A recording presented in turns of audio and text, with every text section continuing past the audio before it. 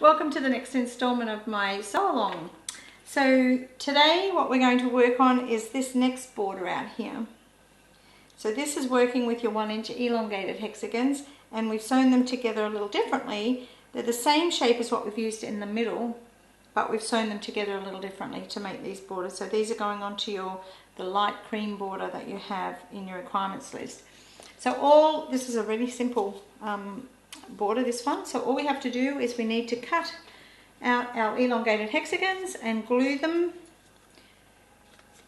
and you make a whole bunch of those. It tells you in your pattern how many you need to make, and then we're going to sew them together in a long strip just like that.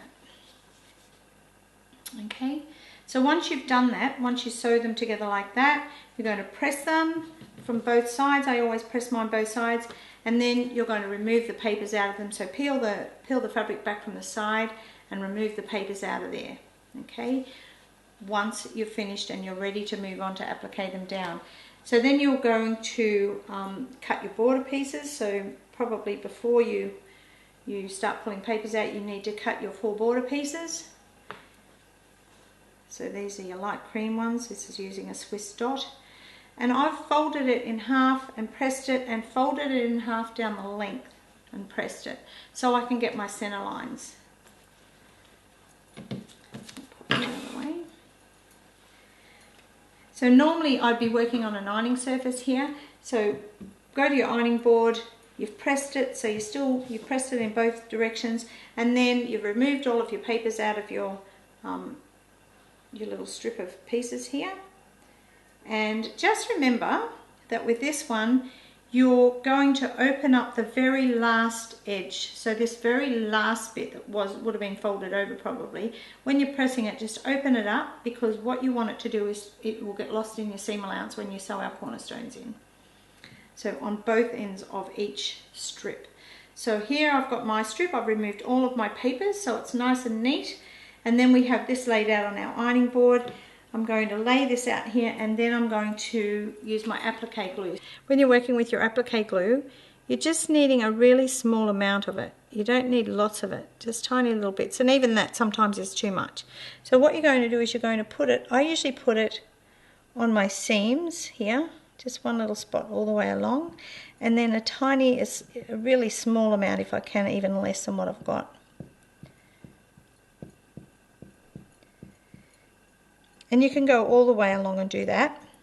And because we found our halfway mark, and I'm just only going to glue half of it right at the minute, we found our halfway mark, you're going to find your halfway mark with your strip of pieces, and then you're going to line it up on that line so your fold line comes through the middle here. And then once you've done that, you can press it, you don't need to press it, but I like to press it because I move fairly quickly. I want to press that down and then move on and get the other end glued down, and then I know it's not going to come unstuck once I've given it with an iron. It just seals it a little quicker, it makes it dry a little quicker. If anybody knows me personally, they know I move at a great rate of knots, so waiting for glue to dry is not one of the things that I'm very patient about. So hit it with an iron and then you're ready to go. And then all you're going to do, once you've done that, you're going to applique these down. So all around these pointed edges until you go all the way around the outside, and then you'll end up with your piece that actually looks like this. So I've actually done 2 already. So we have 2. Okay. So it's all appliqued down. So we'll end up with 4 borders that look like that. So when you've got your 4 borders, you need to press them and then pop them aside for the moment until we're ready to sew them onto the outside of the center part that you've already made. We need to prepare some cornerstones for those. So once we've done that, then we can sew the cornerstones on and then add our borders to the quilt. I'll see you next time.